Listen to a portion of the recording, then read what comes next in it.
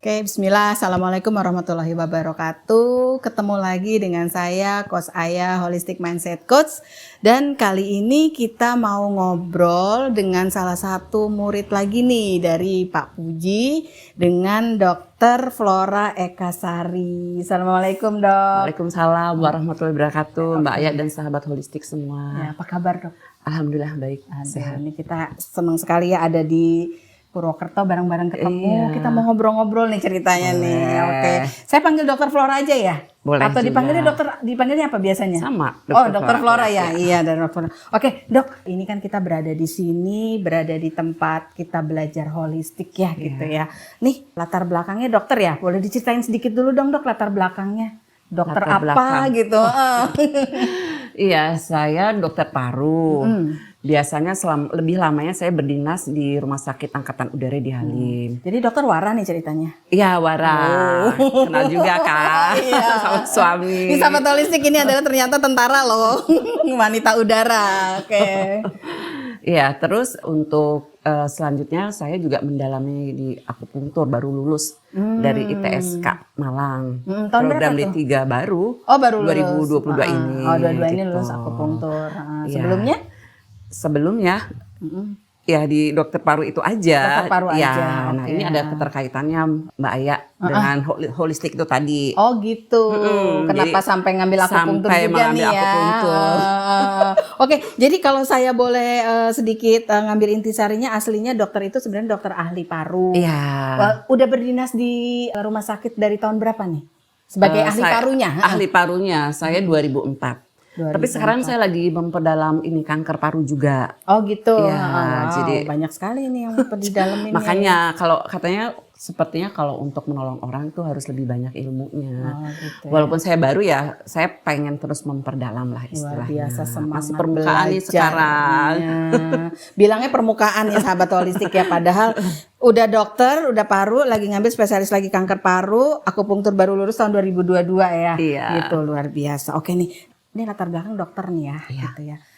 Kok tiba-tiba ada di Lebah Emas nih, di tempat kita belajar holistik. Gimana nih ceritanya nih, Dok? Kok bisa sampai kenal dan sampai tertarik nih untuk belajar holistik gitu? Iya, sebenarnya sih awalnya dulu saya sempat cari di Google itu tentang herbal. Terus kalau nggak salah ada yang mengistilahkan universitas herbal gitu kan, saya jadi penasaran ya. Dan waktu itu di Purwokerto. Nah akhirnya saya kalau nggak salah itu ada kontaknya dan saya akhirnya ikut tuh Mbak Aya di Purwokerto ini. Ketemulah teman-teman. Saya masih lola-lolo dong tentang apa itu holistik. Tapi teman-teman saya udah lihat, wah ada istilah kayu, ada istilah metal untuk beberapa organ, paru gitu, kok metal, dia induk ibunya apa, dan itu menurut saya sih cukup menarik ya, karena dia berbicara tentang organ tubuh secara keseluruhan. Organ ini akan menjadi terhambat fungsinya ketika fungsi organ yang lain yang saling berhubungan dalam istilah itu ada wusing itu terganggu. Salah satu seperti itu. Nah kemudian saya berkenalan dengan Pak Puji juga. Akhirnya pernah saya ajak ke Rumah Sakit Angkatan Udara di Halim. Oh, Rumah Sakit Dr. Esnawan ya. Iya, betul. Esnawan Antariksa, oke, di Halim. Iya, saya ajak beberapa tahun berapa ya, yang jelas beberapa bulan lah setelah itu.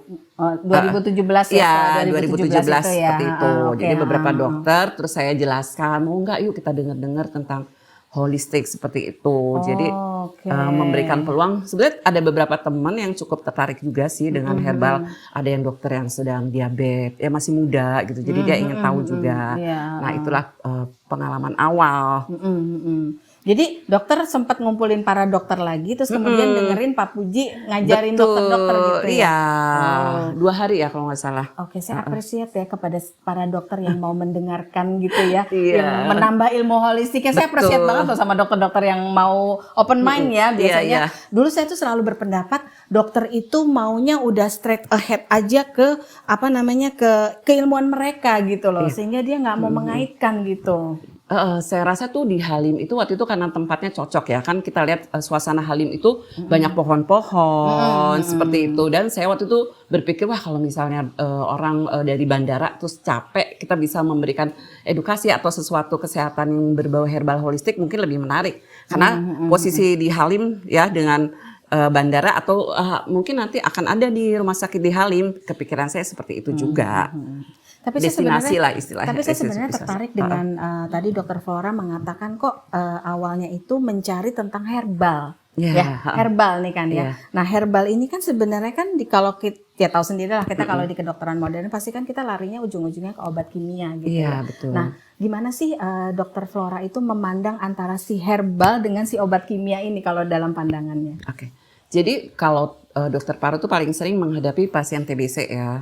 TBC itu kan obatnya banyak banget. Tadi udah kita wawancara dengan Bu Ece, pasti Bu Ece juga tahu tuh. Apoteker sudah tadi. 1 abad nih obat TBC kan itu aja. Pasti dia mengganggu hati, yang saya tahu juga kan. Pasti saya haruslah belajar sedikit-sedikit tentang supaya bagaimana sih supaya tidak terlalu merusak liver gitu dan efek samping lainnya saya juga harus tahu gitu kan. Jadi tertarik dengan herbal supaya bisa mengatasi efek samping seperti itu gitu ya. Kayak pegadaian ya pengen ya mengatasi masalah tanpa masalah gitu ya. Maunya begitu ya gitu.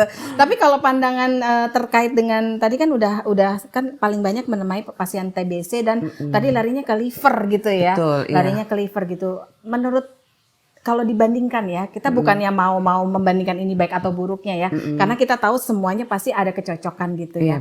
Apa yang bisa dokter sampaikan ke para sahabat holistik terkait posisi si obat kimia dengan si herbal ini terhadap satu nama penyakit lah ya namanya misalnya TBC gitu loh. Jadi kalau yang paling sering kita pahami sebagai dokter Western itu biasanya kita melindungi hati itu dengan temulawak ya, kan banyak di Indonesia. Tapi sayangnya ini sampai saat ini nih temulawak belum ada di BPJS seperti itu sampai sekarang. Gitu kan. Berarti kan paling enggak saya harus tahu juga nih bagaimana sih supaya dia efek samping itu jadi minimal. Salah satunya proteinnya harus cukup kan, karena dia akan terikat dengan obat. Kemudian bagaimana kalau misalnya tidak ada temulawak ya kita harus seperti apa gitu kan, mungkin bisa dari rumah dengan cara pengolahan seperti itu dan yang mungkin ada beberapa hal lagi sih sebenarnya yang bisa saya pelajari ya. Baik, berarti memang karena memang tidak ada ya ternyata obat untuk mengatasi efek sampingnya itu. Ada, cuman tidak di cover BPJS. Oh, tidak di cover BPJS gitu. Gitu ya. Memang karena memang mungkin sulit terstandarisasi kali ya pabrik-pabrik seperti itu kan semua harus terstandarisasi gitu. Oke. Dari perjalanan Dokter Flora itu kemudian paham gitu ya sampai akhirnya belajar holistik gitu ya. Apa yang pengalaman unik gitu ya bolehlah dari mulai menangani pasien atau saat belajar holistik itu yang bisa Dokter Flora ceritakan ke para sahabat holistik. Iya. Jadi saya tuh yang paling ini tentang COVID ya. COVID. Baru nih masih geres banget dong. Nah jadi saya itu kan punya pembantu itu kalau saya bilang diagnosis dari parunya itu adalah bronkiektasis. Jadi mungkin dia waktu muda pernah kena penyakit paru tapi tidak selesai penyembuhannya. Jadi banyak jaringan paru yang rusak. Bronkiektasis. Jadi dahak itu banyak banget setiap pagi. Pokoknya dia dahak itu banyak banget. Nah, ketika dia terkena COVID itu terus dia pasti lebih banyak lagi kan itunya kan. Nah, saya mencoba meningkatkan daya tahan tubuhnya aja. Jadi saya dapat pasti kan dari kita lapor kan ke Kemenkes, dari rumah sakit juga ada kan obat antivirus itu, tapi saya nggak memberikan karena saya satu rumah itu saya sama dia karena yang lain kan nggak ada di rumah itu ya. Nah jadi si mbok saya itu nggak saya kasih dan saya juga tidak minum. Jadi memang saya ada satu obat batuk herbal itu yang saya berikan ke dia gitu ya.